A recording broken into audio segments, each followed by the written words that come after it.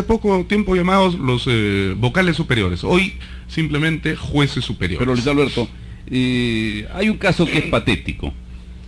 Cuando los microbuseros de algunas determinadas empresas no conseguían el permiso de funcionamiento en alguna corte, iban y ponían una acción de amparo en la corte de Huarochirí, por ejemplo, en alguna provincia, y se la daban y obtenían y podían seguir circulando. Entonces, para el poblador común, solo el ser llamado por una corte de cualquier tipo de judicatura, la gente no entiende las diferencias, es atemorizante porque lo pueden meter a uno preso, porque le pueden a uno exaccionar sus riquezas, porque lo pueden coaccionar con el mal apoyo de la policía, porque el ciudadano común y corriente no entiende que tiene derechos, no los conoce, y al desconocerlos simple y llanamente sufre la agresión brutal, y algunos podemos decirlo, yo por lo menos creo que tengo alguna autoridad para decirlo, como víctima, ¿no? Porque soy el que recibe el látigo, pero imagínese usted, y usted lo sabe, es un hombre que ha ejercido la abogacía o ejerce la abogacía en Mancayo. ¿Qué pasa con nuestro poblador común y corriente? Que no entiende nada de nada, y viene el policía, lo prende, y viene el juez, y el juez ratifica una detención absolutamente abusiva e ilegal. Como en el proceso de Kafka, ¿no? Más o menos, donde... En el proceso. Donde K es capturado y jamás supo nunca por qué lo estaban llevando a la cárcel. Exacto. Bueno, la gente tiene que tener la idea clara siguiente. En este país, también por mandato constitucional y por decisión de derechos humanos, solamente existen dos formas de que una persona sea detenida.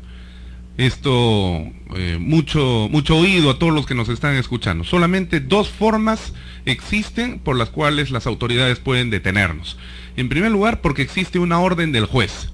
Y para eso, el funcionario que nos va a detener, que puede ser un policía o que puede ser algún otro representante de la fiscalía, etcétera, tiene que mostrarnos la resolución judicial en la que se señala que el juez correspondiente ha ordenado detención contra nosotros porque hemos cometido presuntamente algún delito. Pero si no existe esa razón, entonces existe la otra vía, que es la de flagrancia de delito. Y flagrancia de delito significa que se encuentra a una persona con las manos en la masa. De modo tal entonces que recordarán ustedes, Florecita, Herbert, que hasta hace pocos años atrás existían las famosas figuras estas de la policía y del ejército que en el Perú se paseaban por todas partes y entonces hacían las famosas levas, las famosas batidas. Esto no son otra cosa más que detenciones, pero desde el punto de vista legal absolutamente inconstitucionales, porque ni había orden de detención judicial ni tampoco había flagrancia de delito. Bueno, Luis Alberto, hay una figura muy común que tú debes conocer como abogado probablemente. Llega un funcionario con un papel cualquiera que la gente no lee y llega con la fuerza pública, y la fuerza pública simple y llanamente lo agarra usted el pescuezo, lo levanta y le van explicando en el camino cómo es el procedimiento para que esto no se quede en la comisaría ni en el presunto juzgado, sino en el camino, y se arregle. Que se arregle.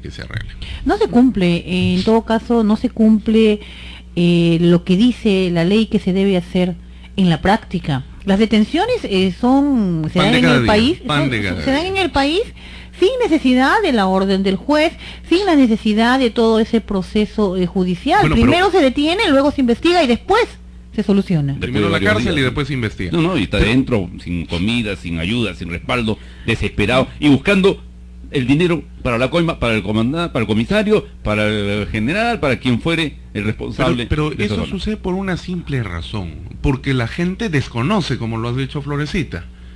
¿Y por qué es que la gente desconoce? Sencilla y llanamente porque no tiene conciencia de sus derechos. Y cuando la gente no tiene conciencia de derechos, en consecuencia no es un ciudadano. Este país adolece, y en una entrevista anterior tú me iniciaste la conversación por este lado, y yo lo vengo sosteniendo, que en este país no existe ciudadanía real y efectiva. Porque ciudadano no es aquel portador mero del DNI, sino que ciudadano es aquel que es consciente de su condición de sujeto de derecho. Bueno, creo que nos hemos quedado sin ciudadanos en este país. Y efectivamente, y haz una comparación tú. En Chile se tiene más conciencia de un sujeto de derecho que lo que respecta a Perú. Lo que yo me pongo a pensar también es quienes por alguna motivación hemos ingresado a los penales de máxima seguridad y a los penales también de pronto que son el clásico lurigancho, ¿no? La cárcel debe servir para que la persona que cometió un delito, pues se reeduque, ¿no es cierto? Y se logre reinsertarse en la sociedad. Sucede todo lo contrario, o sea, las cárceles son escuelas del delito. Es un poema, ¿no? Ese es un poema. Pero son escuelas del delito. En ninguna parte del mundo son reeducativas. No debería ser. En ninguna parte del mundo. A pesar de que el Código Penal así lo establece y la doctrina, en realidad la cárcel es una jaula. Luis Pacheco Mandujano en el segmento ¿es igual la ley para todos? Bueno, en primer lugar, lo que debo manifestar aquí es lo siguiente. Es justamente porque uno acepta ciertas condiciones de infravida humana por las cuales seguimos viviendo con un pensamiento y un subconsciente colectivo de aceptación de la patada pública. Vale decir, si es que nosotros aceptamos y decimos la leva está bien, entonces ya estamos mal, porque la leva es ilegal, es inconstitucional, y en consecuencia no se puede construir democracia sobre la base de la aceptación de lo ilegal.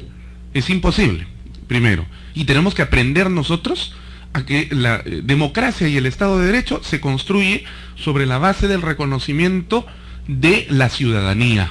Y ciudadanía, repito, no es tener DNI solamente y cumplir 18 años.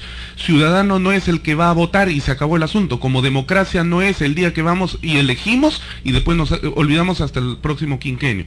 No, es algo mucho más.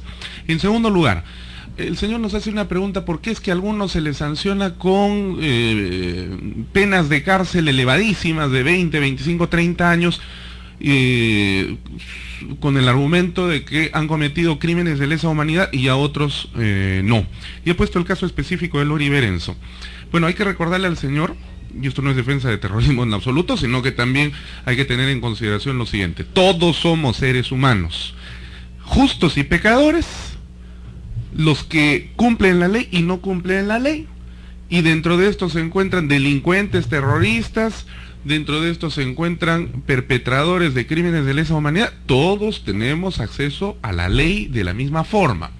Y en el caso de Lori Berenson, ella, hay que recordarlo, fue sancionada con 20 años de cárcel, de los cuales ha cumplido ya 15 hasta el momento. Y la ley le faculta, porque así se ha establecido también con los procedimientos legales correspondientes, de que ella puede cumplir el resto de su pena, es decir, los 5 años restantes, bajo otra modalidad y otra condición. Pero en caso de crímenes de lesa humanidad es cuando se cometen genocidios. Lori Berenson no ha cometido ningún genocidio, ella no mató absolutamente a nadie. Su participación fue de colaboración desde el periodismo, que es una cosa totalmente distinta. Otro tema. Usted es cliente de una tienda multiproductos, de esas hay muchas y provenientes del sur varias, en el Perú.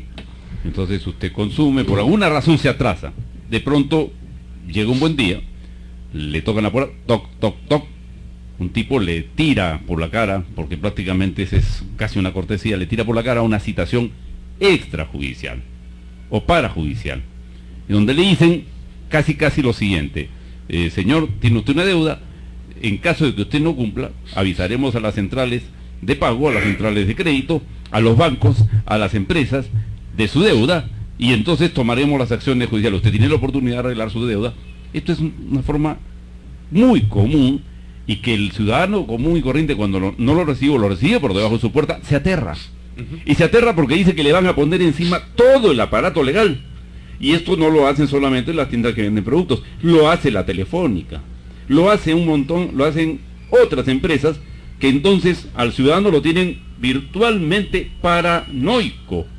Pero frente a eso, la Constitución, que es hollada, si usted me perdona, Luis Alberto, por el propio Estado, dicen que la Constitución dice que los tratados que tienen que ver con tributarismo y medidas económicas deben ser ratificados por el Congreso, y el Tratado de Libre Comercio con Chile simple y llanamente se lo quitaron al Parlamento. Así es. ¿No es cierto? O sea, el Estado, el gobierno, oya la propia Carta del Estado.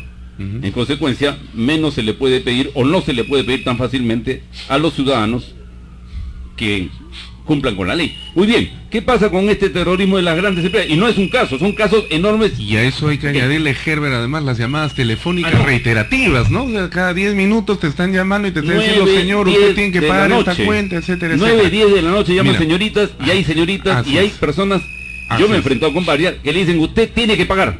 Y no respetan los horarios ni los descansos. Tenemos una llamada telefónica.